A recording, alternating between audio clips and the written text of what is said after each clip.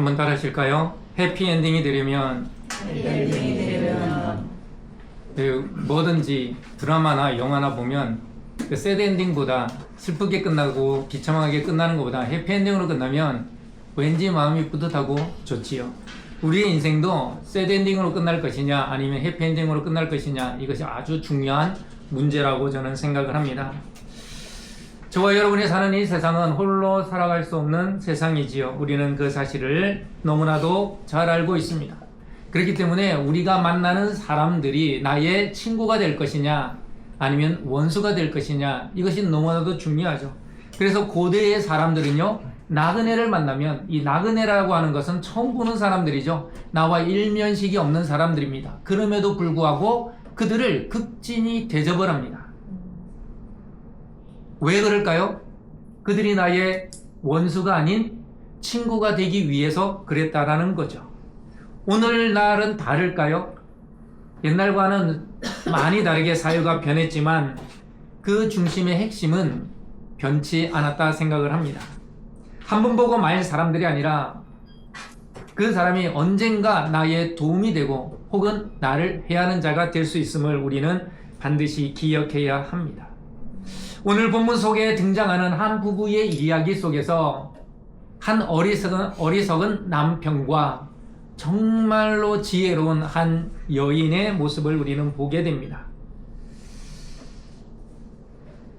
이 부부의 이야기를 통하여 우리가 나와 함께하는 사람들, 어떤 관계를 맺으며 어떠한 사람이 되어야 될까를 오늘 말씀을 통하여 살펴보고자 합니다.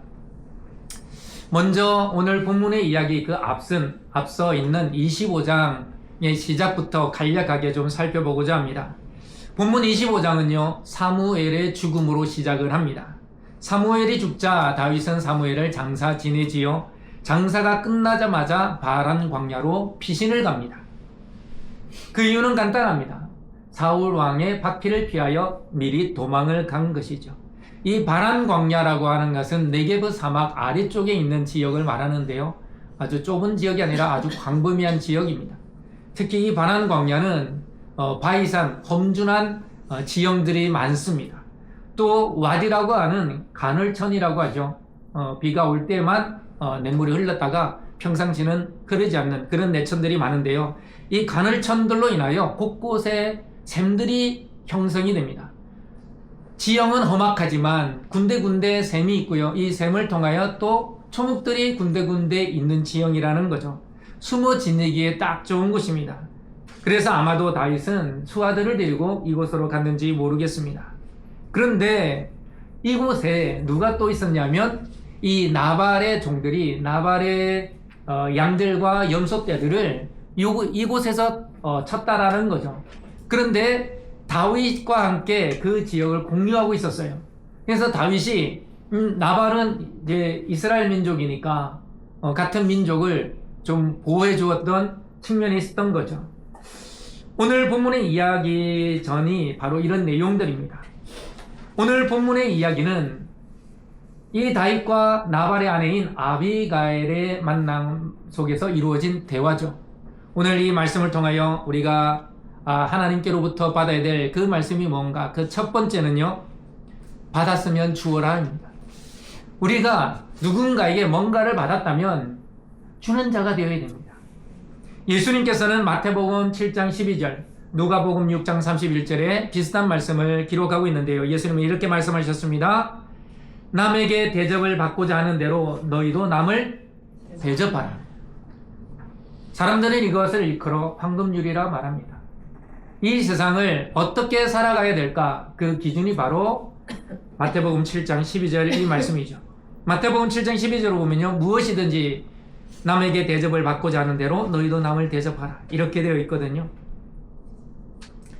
세상을 살아가는 최고의 방법인 거죠. 그렇기 때문에 그대로부터요, 내가 상대방에게 이런 대접을 받았으면 좋겠다라고 생각을 했기 때문에 그렇게 대접을 하는 거예요. 여러분, 그냥 공짜로 대접하지 않습니다.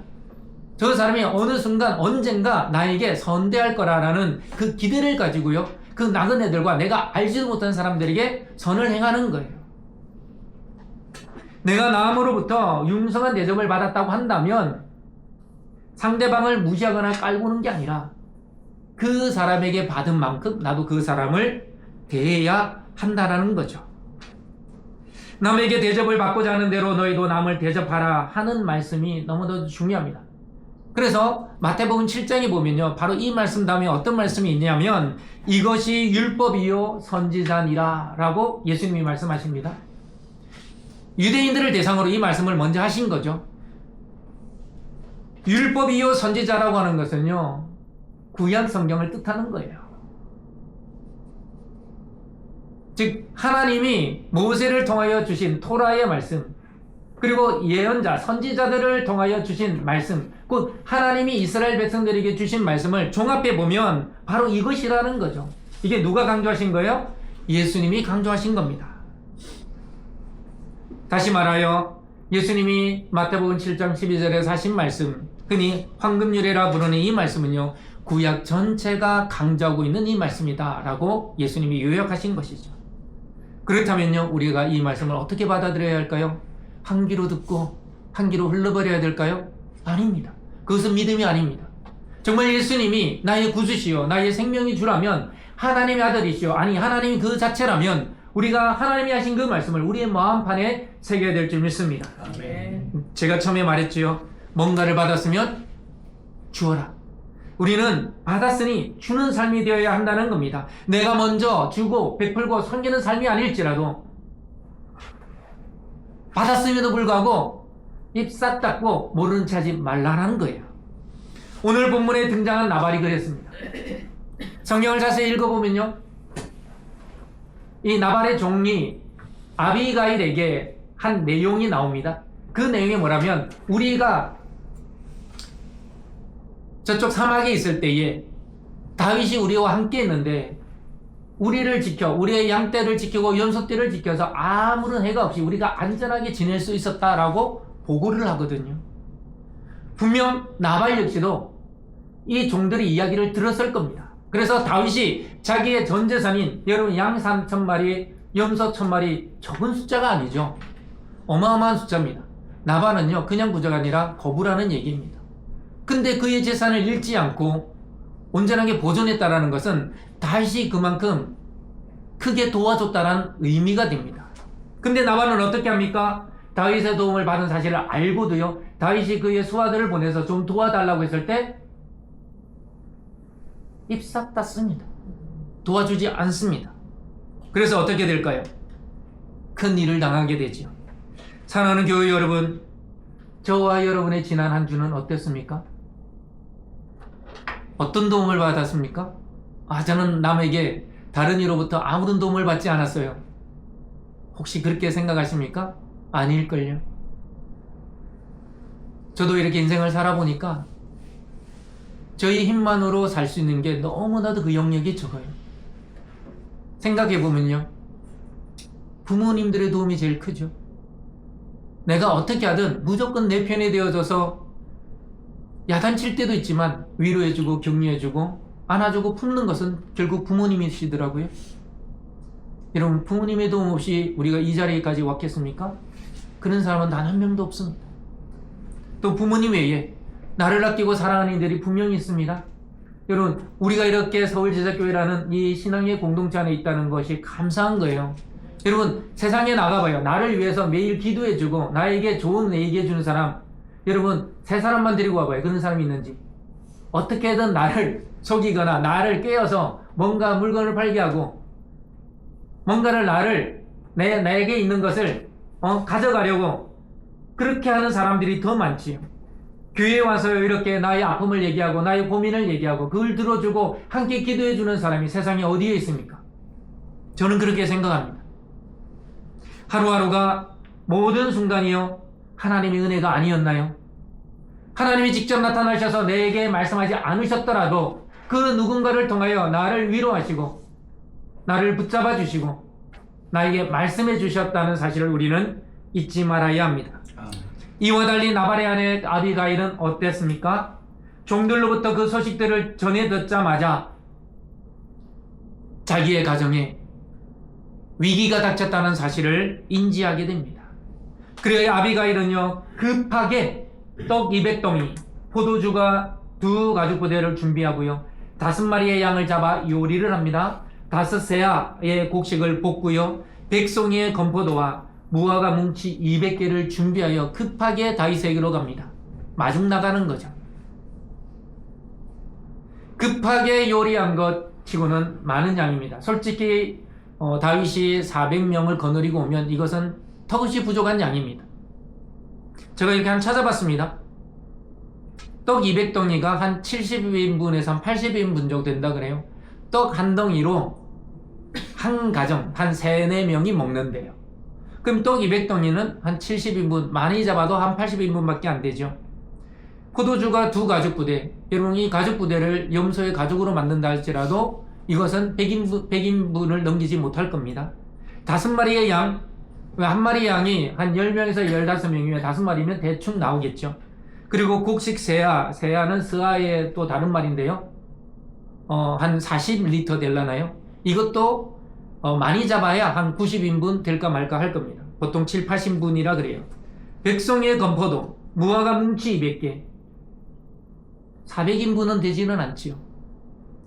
그럼에도 불구하고 아비가일이 시간이 넉넉해서 준비한 게 아니라 급히 준비한 것 치고는요, 아주 많이 준비했고요. 정성껏 준비했다는 사실을 우리는 알 수 있습니다. 사랑하는 교육 여러분, 밝은 미래, 다른 말로 말하면 행복한 내일이 우리에게 어떻게 올까요? 오늘이라는 현실을 우리는 직시해야 됩니다. 우리는 남이 어떻게 지내고 남이 어떻게 사는지는 관찰하듯 지켜봅니다. 그러나 내 삶을 그렇게 보지 않는다라는 거예요. 나의 어제의 하루는 어땠을까요? 나의 그저께 하루는 어땠을까요? 그렇다면 오늘 나의 하루는 어떨까요? 우리가 현실을 직시하고 현실을 어떻게 해석하느냐에 따라 우리의 내일이 달라진다는 사실을 기억해야 합니다. 나발은요, 어제를 보지 않았습니다. 나발은 자신의 과거를 보지 않았습니다. 회상하지도 않았고 자신의 현실, 오늘이라는 현실을 직시하지도 않았습니다. 그와 달리 아비가일은요, 어제의 자신의 모습을 봤습니다. 자신의 모습을 본 것만이 아니라 자신의 남편을 포함한 자신의 가정의 일을 들여다봤죠. 그래서 나발이 어떤 잘못을 했는지 아비가일은 정확하게 꿰뚫어 보았습니다. 여러분, 현실을 직시한다는 건 뭘까요? 나의 잘한 것만 보는 것이 아니라 나의 잘못도 들여다본다는 데 있는 것입니다. 저와 여러분은요, 우리 모두는 내일을 볼 수 없습니다. 내일을 알 수 없지요. 그것이 바로 우리 인간의 한계이고 어리석음입니다. 그러나 어제의 일을 반성하고요, 오늘을 직시하면요, 내일을 어떻게 살아야 될지 우리는 알게 됩니다. 옳고 그름을 분간할 수 있고 이를 통해 내일을 바라볼 수 있다라는 거죠. 어제의 행동이, 오늘의 행동이 잘못됐다면요, 내일의 행동을 고치면 됩니다. 바라기는 나발과 같이 되지 아니하고 아비가일 같이 되기를 소망합니다. 아멘. 두 번째, 다른 이에게 당과 같은 존재가 되어줘야 합니다. 26절을 보면요, 아비가일이 다윗 앞에서 이렇게 말합니다. 내 주여 여호와께서 살아계심을 두고 맹세하노니 내 주도 살아계시거니와 내 주의 손으로 피를 흘려 친히 보복하시는 일을 여호와께서 막으셨으니 내 주의 원수들과 내 주를 해하려는 자들은 나발과 같이 되기를 원하나이다. 다윗에게 아비가일이 한 말입니다. 요약하면 무엇일까요? 당신이 지금 분노에 차서 그 어리석은 나발을 죽이려 가는데 그 일을 하나님이 막으시려고 한다. 알려주는 거죠. 지금 다윗은 이 상황을 모르고 있어요. 분노에만 찼지, 화가 났지, 그래서 복수를 하려고 선을 악으로 갚아? 이렇게 못된 놈 내가 가만히 두지 않겠다 라고 분노에 차서 나발을 죽이려고 가고 있지만 지금 하나님께서 다윗을 통하여 어떤 일을 하시는지는 보지 못했다라는 거예요. 그런데 누가 이 사실을 본 거예요? 아비가일이 봤다라는 거예요. 아비가일이 다윗에게 한 말, 하나님께서 당신이 보복하시는 일을 막으셨다. 요즘에는 담이 없지요. 요즘에는 아파트에도 담을 허물어서 경계를 없앱니다. 근데 저도 잘 사는 동네 간혹 지나갈 일이 있는데 지나가 보면요, 잘 사는 동네는 무조건 담이 있더라고요. 예, 이 불공평한 세상인 것 같아요. 담이 높아도 너무 높아. 예. 근데 여러분, 담이라는 것은 이중적인 의미를 갖죠. 외부의 적들과 혹은 도둑들의 침입을 막음과 동시에 안에 있는 것을 어떻게 합니까? 지켜주고요, 보호해 줍니다. 담이 그런 역할을 하는 거죠. 하나님이 다윗을 막으셨다라는 것은 하나님이 친히 담이 되어 주셨다라는 거거든요. 그러면 다윗을 막는다는 의미도 있지만요, 다윗을 막아서 지금 아비가일의 가정을 지켜주신다는 의미도 있지만 역으로 또 해석이 가능합니다. 보복하려는 다윗을 막으면 다윗을 보존하는 거예요. 여러분, 하나님이 저와 여러분의 분노, 화를 막으신다는 것은 상대방만을 보호해 주시는 것이 아니라 지금 화가 나 있는 나 자신을 하나님이 보호해 주고 있다는 사실을 우리는 알아야 합니다. 15절에서 16절 보면요, 우리 다 함께 읽어볼까요? 우리가 들에 시작. 우리가 들에 있어 그들과 장로의 동안에 그 사람들이 우리를 매우 성대하였으므로 우리가 지켜나 이른 것이 없었으니 우리가 양을 지키는 동안에 그들이 우리와 함께 있어 밤낮 우리에게 담이 되었으나. 아멘. 지금 아비가일에게 종들이 하는 말이 뭡니까? 우리가 그곳에 있을 때 다윗이 우리의 담이 되어줬다는 거예요. 여러분, 담은 우리를 막는 방해물이 아니라 우리를 지켜준 보호물이라는 거예요. 다윗이 그런 행동을 했다라는 거예요. 근데 지금은 누가 다윗의 담이 되어주고 있어요? 아비가일이 그래요. 그러나 엄밀히 보면 아비가일을 통하여 다윗의 담이 되어주신 분은 하나님, 야훼 하나님이신 줄 믿으시기 바랍니다. 아멘. 다윗이 분노를 어떻게 사그러뜨릴까요? 자기 자신 스스로는 그 분노를 사그러뜨릴 수 없어요. 다윗이 지금 분에 차서 군사를 이끌고 나발에게로 가고 있는 이 길을 누가 막을 수 있을까요? 아무도 없습니다. 오직 하나님 한 분밖에 없다라는 거예요. 저와 여러분의 인생길에 뭔가 잘못된 결단과 잘못된 판단으로 인하여 그 길을 가고 있을 때 우리의 길을 막으시는 분, 막으신 동시에 저와 여러분을 보호하시는 분은 야훼 하나님 한 분밖에 없음을 믿으시기 바랍니다. 24절 보면요, 아비가일이 다윗의 발 앞에 엎드려 이렇게 말합니다. 내 주여 원하건대 이 죄악을 나 곧 내게로 돌리시고 여종에게 주의 귀에 말하게 하시고 이 여종의 말을 들으소서. 그래서 아까 26절의 말씀을 한 거예요. 아비가일의 모습을 보면요, 정말 지혜로운 여성이다라는 것을 우리는 볼 수 있지요. 자신의 남편 나발의 죄악을 자기에게로 돌리라는 거예요. 그 칼 끝을 나에게로 향하게 하라는 거예요. 당신이 나를 죽여도 나는 할 말이 없다라는 거예요.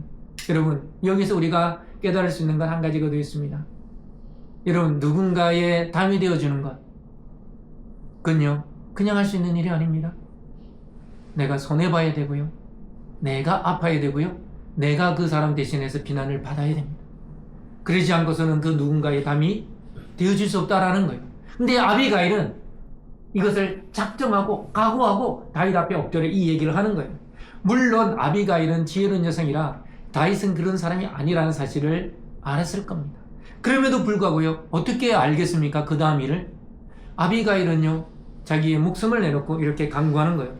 나중에 죽거나 지금 죽거나 마찬가지이기 때문에 그래. 25절에 보면요, 또 이렇게 말합니다. 나의 남편 나발은 어리석은 자라서 저에게는 당신의 부하들이 왔다고 말도 하지 않았다. 지금 다윗이 군사를 이끌고 올라오고 있다는 얘기를 나발은요, 아비가일에게 하지 않았습니다. 종들이 와서 얘기한 거죠.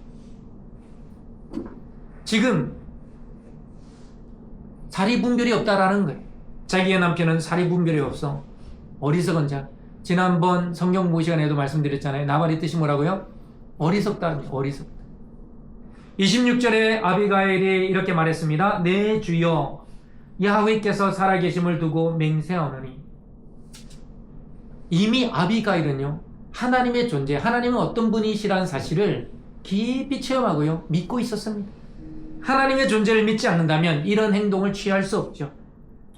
우리가 담대해질 수 있는 이유는 바로 저와 여러분에게 하나님의 아들이신, 아니 하나님이신 예수 그리스도가 함께 하신 사실을 믿기 때문인 줄 믿습니다.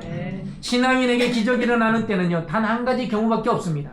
그것은 바로 하나님을 향한 믿음이 있을 때요, 예수 그리스도를 향한 믿음이 있을 때 바로 그 신앙인의 그 믿음을 가진 자에게 하나님의 기적이 일어나게 되는 줄 믿습니다. 믿음이 있는 곳에 기적이 일어납니다. 믿음이 있는 곳에 용서와 화해가 일어납니다.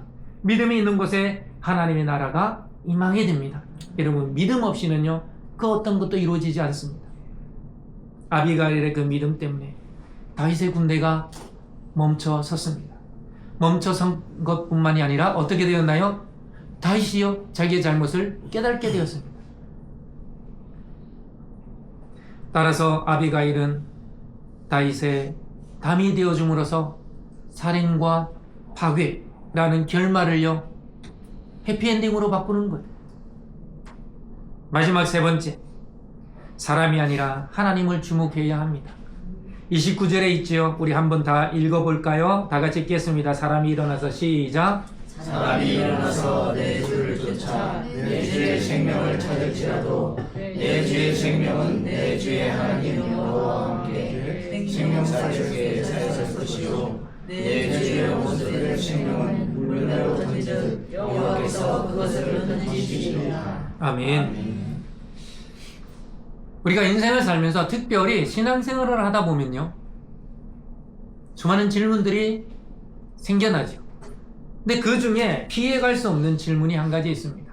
우리가 때마다는 아니지만 어떠한 특정한 사건, 이벤트가 있을 때요, 그게 좋은 일이든 혹은 나쁜 일이든 우리 자신에게 물음이 한 가지 생겨납니다. 제가 얼마 전에 후배 목사님과 이렇게 통화를 하게 됐는데, 저희 교회가 이전도 하고 해서 한번 놀러 와라 그랬더니 또 자기 있었던 일들을 막 이렇게 얘기하더라고요. 정말 아끼는 후배이고 또 열정적으로 목회를 하는 목사님입니다. 근데 갑자기 처남이 죽었어요. 손 아래 처남입니다. 근데 그 후배 목사님도 저랑 한 10년 차이 나거든요. 저도 젊잖아요. 근데 그 후배 목사님보다 더 아래, 한참 젊은 목사님인데 죽었어요. 그 사건으로 인해서 이 목사님이 생각이 많아진 거예요. 과연 인생이라는 게 뭘까? 또 믿음이라는 게 뭘까? 많은 생각들을 했더라고요.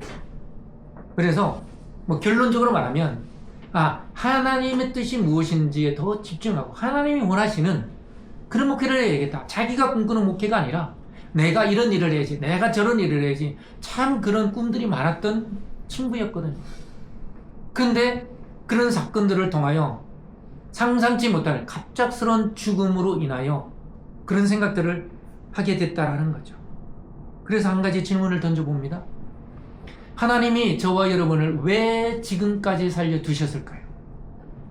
왜 오늘이라는 하루를 저와 여러분에게 허락하셨을까요? 제가 신학대학원에 있을 때였습니다.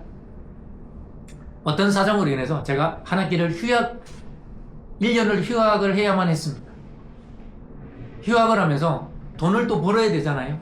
파트 사역으로는 생계가 안 되다 보니까, 그래서 어떤 일을 해야 될까, 이 일 저 일을 하다가 건너 가다가 퀵 서비스를 했습니다.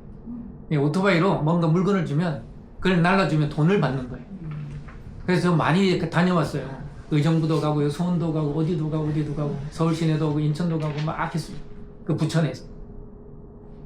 그런 어느 날 사고가 났습니다. 부천에 가면요, 계남대로 있습니다. 권사님 계남대로 아시죠? 편도 4차, 왕복 8차선 도로입니다. 거기서 택시, 경찰 추정 150km. 택시에 부딪혔어요. 50km 아닙니다. 몇 킬로라고요? 150km. 그 택시랑 부딪혔는데 택시 견적만 380만 원이 나왔고요. 제 오토바이는 폐차됐습니다. 당연히 폐차가 됐겠죠. 저는 이쪽 끝 차선에서 택시와 부딪혀가지고 저쪽 3차선까지 날아갔어요. 이쪽 끝 차선에서 4차선을 넘고 다시 1, 2, 3차선까지 날아갔습니다. 떨어졌어요. 저는 꿈인 줄 알았습니다. 저는 오토바이를 출발할 때 웃었거든요. 신이 웃으면서 출발을 했는데 쓰러져 있는 저의 모습이 생각이 났습니다. 그리고 구급차가 왔고요. 사람들이 뭐 피가 나니까 죽었네 말았네 뭐 그런 얘기를 하더라고요.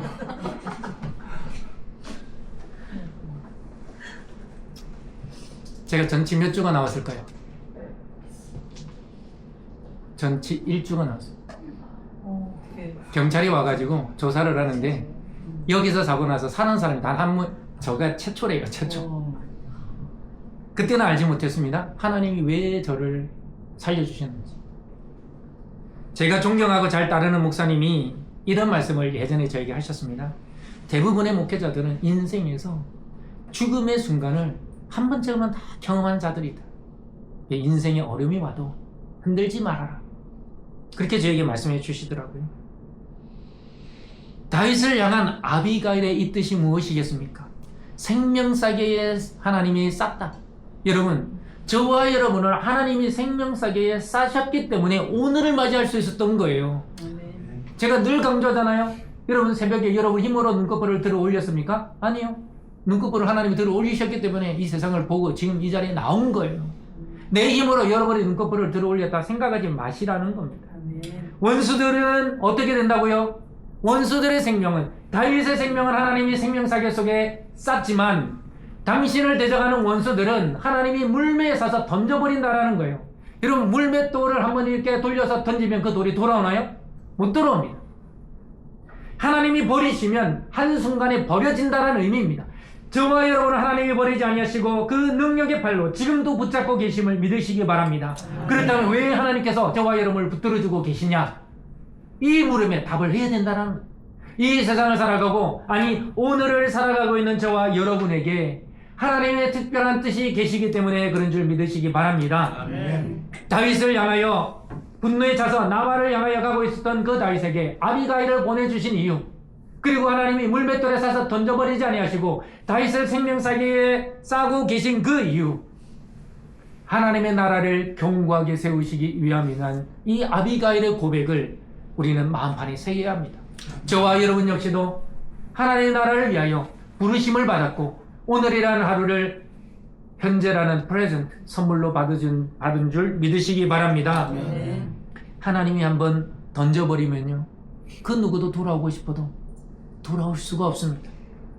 오히려 하나님이 저와 여러분을 사랑하셔서 이 세상 그 무엇과도 바꾸지 아니할 존재로 생명싸게 싸고 계심을 믿으시기 바랍니다. 아멘. 말씀을 마무리 지어야 합니다. 오늘 말씀의 첫 번째 뭐였습니까? 받았으면 주는 자가 되라. 사람들에게도요, 하나님께도요, 내가 받았으니 주는 자가 되기를 바랍니다. 두 번째는요, 그 누군가의 담이 되어 주시기 바랍니다. 내가 힘이 있다고 담이 되어 줄 수 있는 것만이 아닙니다. 내가 힘이 없어도 내가 긍휼히 여기는 마음으로, 안타깝게 여기는 마음으로 그 누군가를 마음에 품고 기도하면요, 그 사람의 담이 되어 주는 겁니다. 마지막 세 번째, 사람이 아니라 하나님을 주목하십시오. 하나님은 아무것도 아닌 저와 여러분이란 존재를 보물과 같이 여기셔서 생명싸개에 지금도 싸고 계심을 믿고, 사람들이 나에게 상처 주고 나를 위협하고 나를 배신하고 나를 배반하는 자들을 바라볼 것이 아니라 여전히 그 신실하심으로 나를 바라보고 계시는 그 주님만을 바라보는 신앙인이 되시기를 주님의 이름으로 축복합니다. 아멘.